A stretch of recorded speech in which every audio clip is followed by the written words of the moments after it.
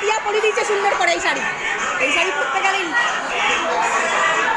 সবাই সব শিখে যাবে, সবাই সব শিখে যাবে।